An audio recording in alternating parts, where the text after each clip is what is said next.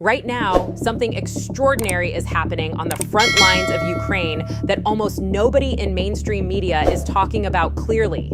Russia's military machine, the same one that was supposed to roll through Ukraine in 72 hours back in 2022, is showing signs of a collapse that goes far deeper than just the battlefield. And the most terrifying part, Putin may have already run out of good options. Welcome back to War News, the channel where we don't just give you headlines, we give you the full picture. If you're new here, hit that subscribe button right now, because what you're about to hear over the next few minutes is the kind of deep dive military analysis that most channels just aren't doing. We cover this stuff every single day, and today's story might be one of the most important updates we've covered all year. We are talking about Ukraine's counterattacks, Russia's crumbling front lines, and the one massive mistake that Vladimir Putin made. A mistake that Ukraine is now turning into one of the most significant military advantages of this entire war. Let's get into it. To understand what's happening right now, you've got to go back to a city called Pokrovsk.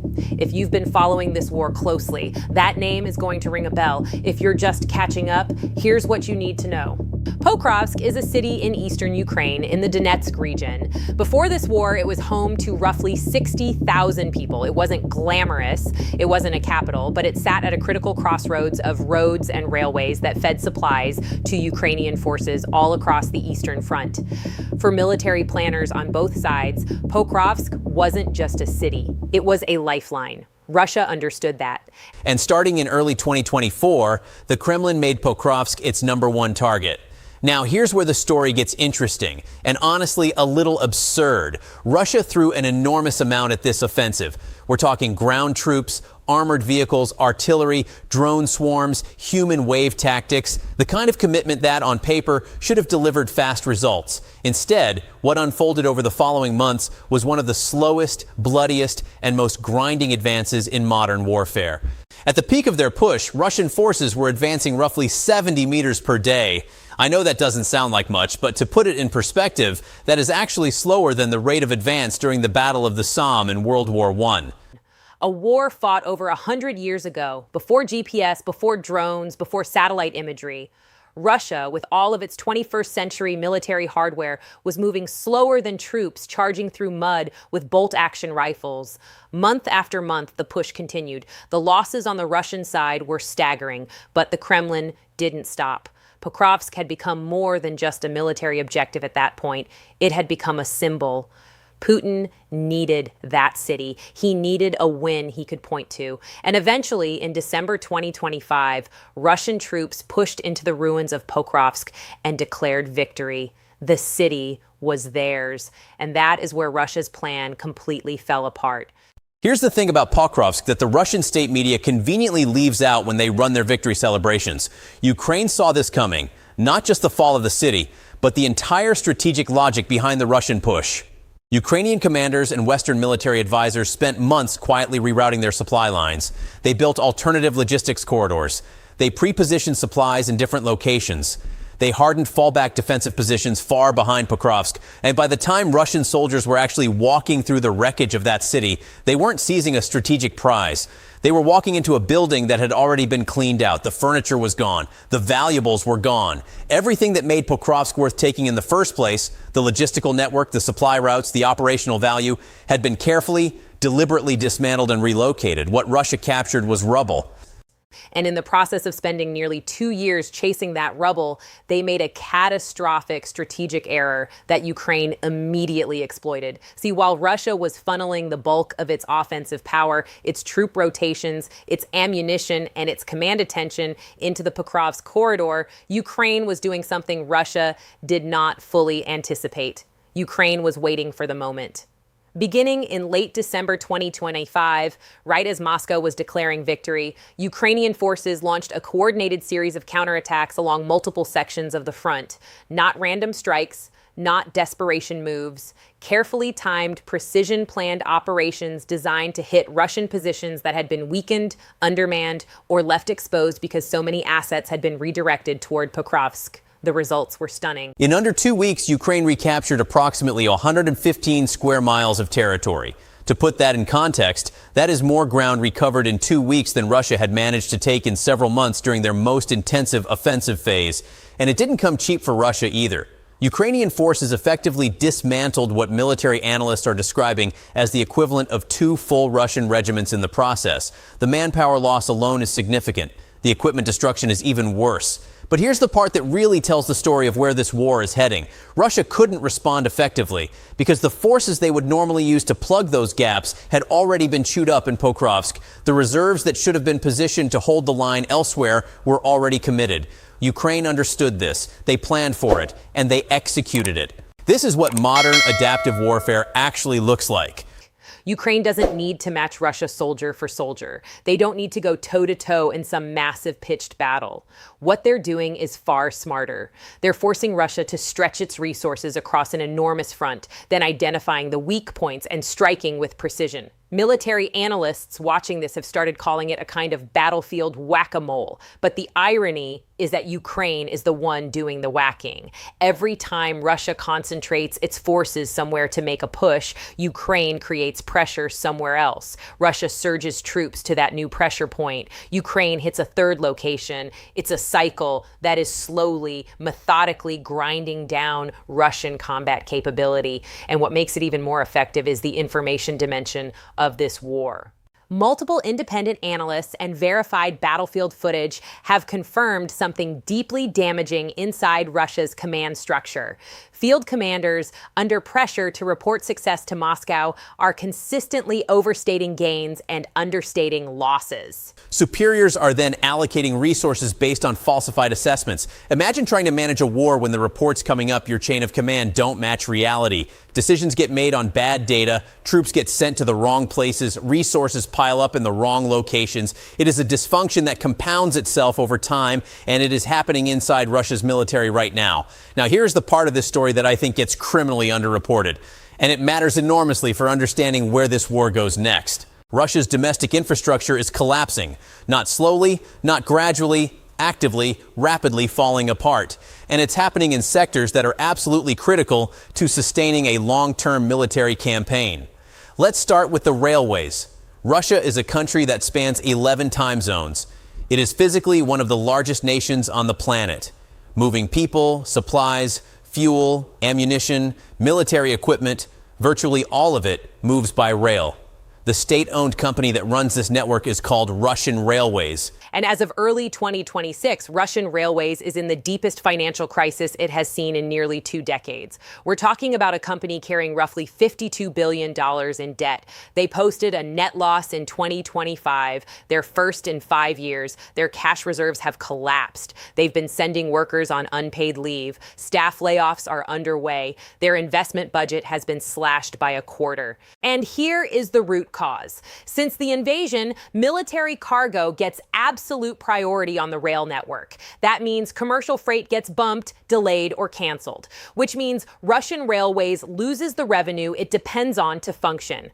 It's a death spiral. The more they prioritize military shipments, the more their finances deteriorate, which means less maintenance, less investment, less capacity, which means even the military shipments start getting disrupted. Freight volumes dropped significantly in 2024. They fell even further through 2025. Hundreds of trains are being canceled every single day because the company is short thousands of drivers and locomotive crew members. The Russian government even ordered the emergency sale of a skyscraper in Moscow that Russian Railways had purchased just 2 years earlier, essentially a fire sale to raise cash and keep the company breathing. This is not a minor operational headache. This is the backbone of Russia's military supply chain, showing structural fractures that could take years to fix. Ammunition doesn't fire itself to the front. Tanks don't drive themselves from the factory to the battlefield. Everything moves by rail, and the rail network is breaking down. Now pair that with what's happening to Russia's civilian aviation sector. Following Western sanctions, Russian airlines lost access to the international supply chains that keep modern commercial aircraft operational. The result has been a slow-motion disaster. Airlines are now cannibalizing working planes. They're pulling parts off one functional aircraft to keep another one flying. Every plane you dismantle is a plane you can never fully restore. The fleet is shrinking in real time. Russia had ambitious domestic production plans to replace these aircraft. The Kremlin announced bold targets. The actual results were a fraction of what was promised. What was quietly revised became an embarrassing failure, and the programs were eventually shelved without public acknowledgement. What does this mean practically? Russia is a nation where reliable transportation, by rail and by air, is not a luxury. It's a necessity. Cut off both of those arteries, and you're looking at a country that cannot effectively move people or goods across its own territory. Citizens in remote regions become more isolated. Economic activity slows further. The cost of everything increases. And for a government already asking its population to absorb enormous wartime hardships, that kind of pressure at home is politically dangerous. Here's something that sounds impressive on the surface, but reveals something deeply troubling about Russia's intentions when you dig deeper. Intelligence assessments from 2025 indicate that Russia produced approximately 7 million artillery shells, mortar rounds, and rockets that year. That's a dramatic surge in production capacity.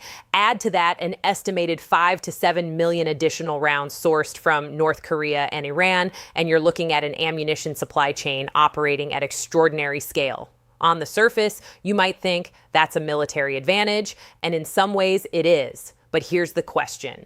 The intelligence community is asking, and the one that should concern every American watching this conflict. If Russia has all that ammunition, why haven't they broken through anywhere? They haven't. Their advances are minimal. Their gains are measured in meters, not miles. So where is all of that firepower actually going? Part of the answer is waste and corruption. A well-documented feature of the Russian military system where supplies go missing, get sold, or simply never reach the units that need them.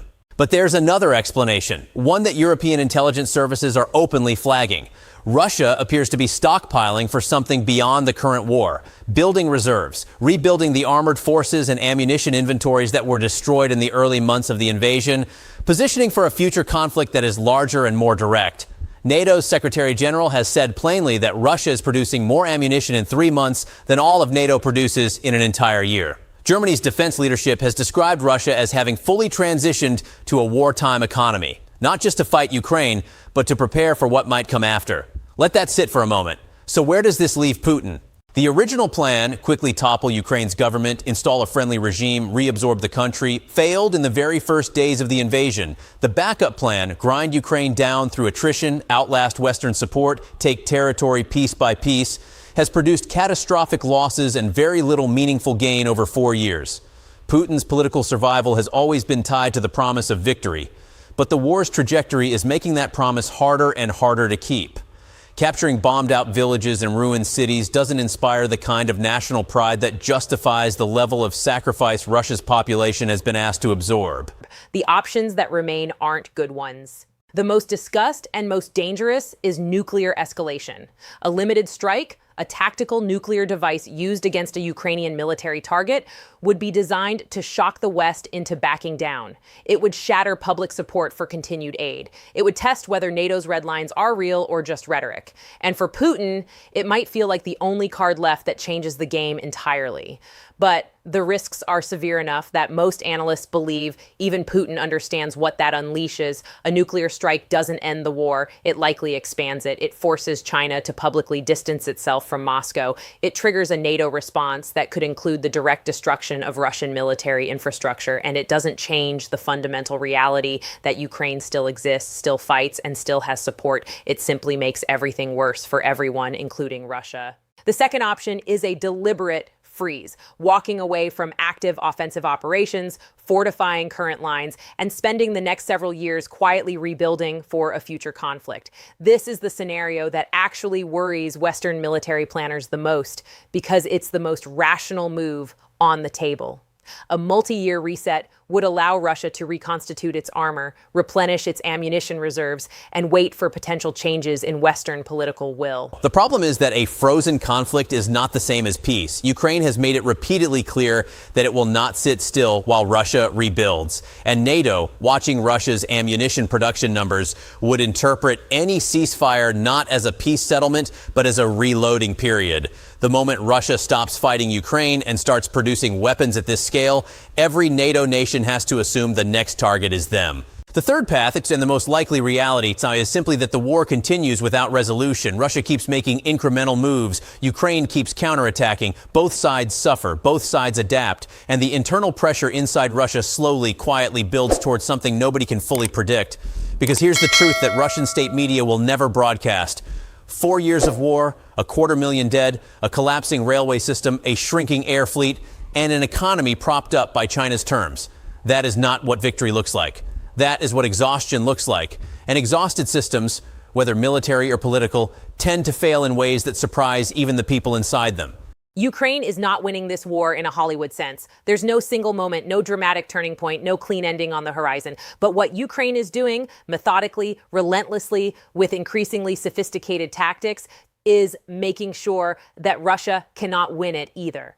And in a war of attrition against a larger opponent, that asymmetry is everything. The front lines are shifting, Russia's infrastructure is cracking, Putin's options are narrowing, and the counterattacks that the world was told were just defensive desperation have turned out to be something far more strategic. This story isn't over, not by a long shot, but one thing is becoming increasingly clear. Russia's so-called victories are starting to look a lot more like slow defeats. We'll keep tracking every development on this front right here on War News. If you haven't subscribed yet, do it now. We post daily updates and in-depth analysis that you won't find anywhere else. And if you want to go deeper on Russia's military and economic vulnerabilities, check out our next video. We'll see you there.